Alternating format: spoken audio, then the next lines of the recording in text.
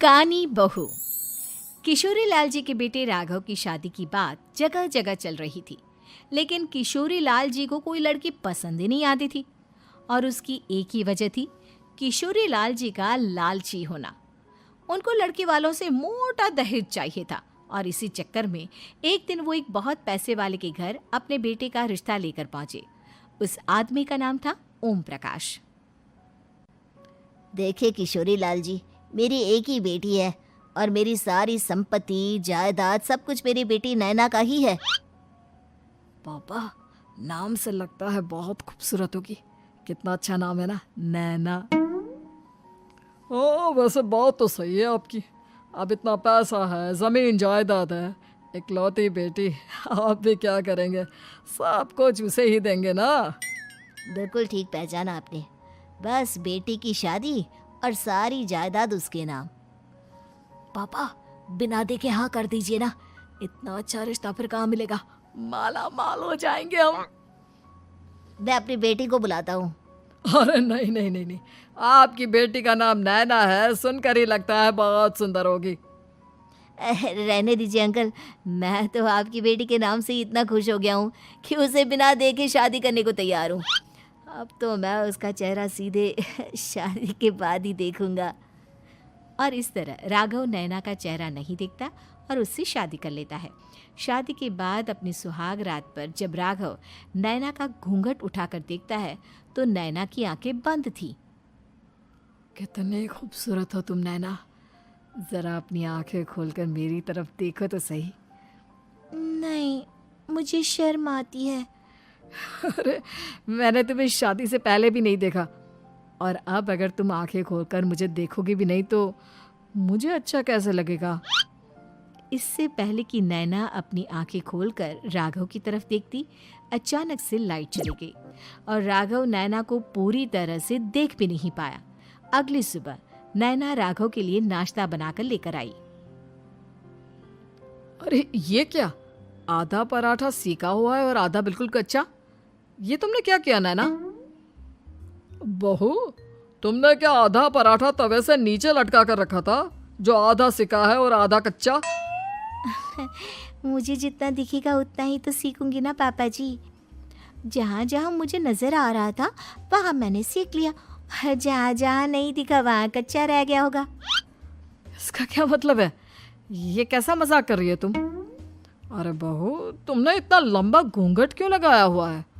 देखो, हमारे घर में बहुओं को बेटी की तरह रखा जाता है, और फिर तुम तो इतना सारा माल लेकर आई हो। देखो, ये घूंघट डालकर रखने की कोई ज़रूरत नहीं है। हाँ नैना, पापा जी ठीक कह रहे हैं, तुम तो आराम से रहो, अपना ही घर समझो। नैना अचानक से अपना घूंघट उठा लेती है। अरे ये क्या पापा, नैना की तो एक आंख फूटी हुई है। नाम से नैना, लेकिन ये तो कानी बहू निकली। मेरे साथ धोखा हुआ है, धोखा। बिना दिखाए अपनी कानी लड़की मेरे संग ब्याह दी। मुझे कानी बीवी नहीं चाहिए। मुझे अभी ओम प्रकाश जी से बात करनी पड़ेगी। आखिर उन्होंने मेरे साथ ऐसा किया क्यों? अरे, आप लोगों ने ही तो पापा से कहा था कि आप लोग शादी से पहले मुझे देखना नहीं चाहते। अब मेरे पापा पर क्यों इल्जाम लगा रहे हैं? अरे लेकिन उन्हें बताना तो चाहिए था ना कि तुम कानी हो, एक आंख से तुम्हें दिखाई नहीं देता। किशोरी लाल और राघव नाराज होकर ओम प्रकाश को अपने घर बुलाते हैं। पापा जी, ये आपने क्या किया? शादी से पहले बताया क्यों नहीं कि नैना की आंखों में परेशानी है? अरे, आप ही ने तो लड़की देखने से मना कर दिया था। अरे लेकिन आप बता तो सकते थे। आपको तो हमारी बेटी की प्रॉपर्टी चाहिए थी, वो भी पूरी की पूरी। अब क्या हुआ अगर उसे आधा दिखाई देता है? प्रॉपर्टी तो आपको पूरी मिल गई ना। अरे ये क्या बात हुई? मेरी शादी प्रॉपर्टी से नहीं, आपकी बेटी से हुई है।